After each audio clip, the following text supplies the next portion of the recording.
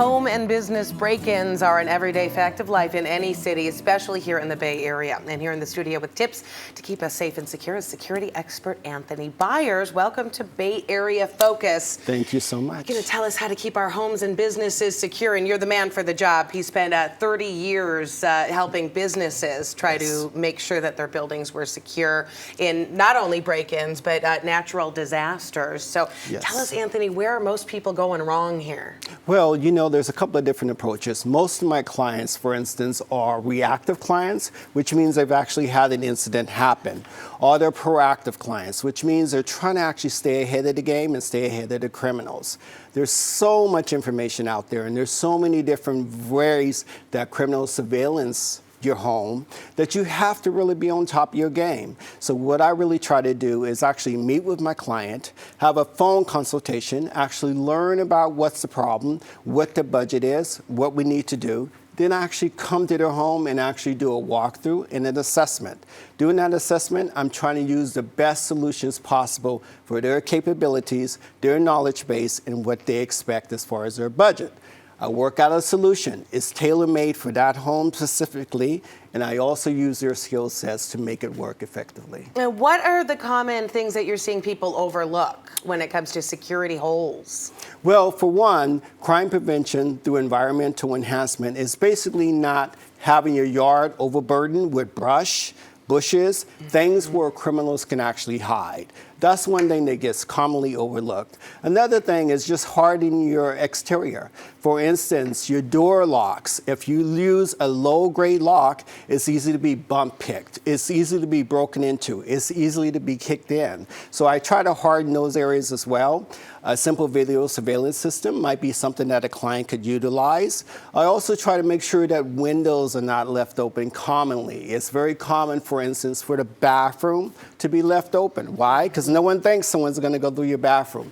So those are things I do on the exterior, and then I work on the interior. My suggestion is that most homeowners just need to be proactive in making sure that they care as much about their home and their family as they do about a criminal breaking in. And once a criminal breaks in, it's not only the valuables they can take, it's your identity as well. So I try to help. Absolutely, and your peace of mind. Yeah, I mean, once you know that your space has been invaded by, a perpetrator, it's very disturbing.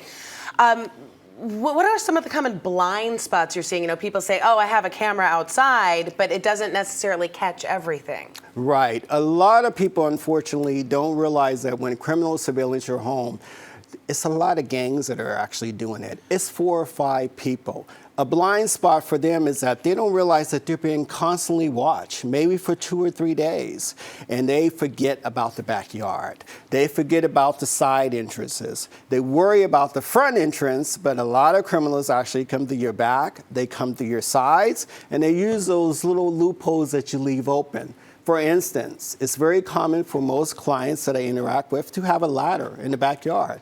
And they're thinking, you know, it's a story home. No one's going to go through my window on the second floor. Well, if you leave a ladder outside as a blind spot, the criminals are going to use your tools that you leave around the home to actually break into your home. Right, this is full-on organized crime you're talking about. Absolutely. It's big business. It's very lucrative. They can usually fence the items that they steal from your home within 5-10 minutes. It's a very quick process and very easy for them to make money. That is disturbing. Now, you say there are also some law enforcement resources that people can take advantage of. Absolutely. One of the things I do is I partner a lot with the police departments. I work specifically with the Oakland PD. I do the oral boards. As an expert, you have to do community service. Well, they also offer tools that are available on their websites for a client to actually engage with those tools, and they will actually, when possible, come out to your home and do a brief survey assessment.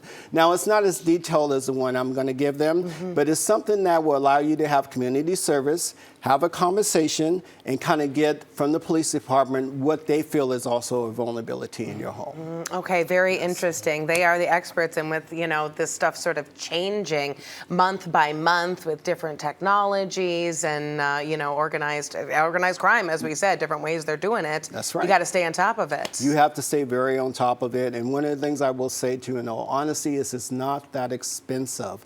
What people have to realize is that if you just put a little time and energy, 2 or 3 hours, into just having your home by a professional reviewed, you would be amazed at how much information actually comes into that process. All right. Well, you And gave that's us what I some, try to do. yeah, thank you. You gave us some very good information this Thank you. morning as a starting point. And you can find out more on Anthony's website, which is buyerssecurityconsulting.com, or you can give him a ring at 510-421-5581. Coming up, the Ohlone College Street Fair and a new venture for some entrepreneurs who set out to revamp an old necessity. We'll be right back.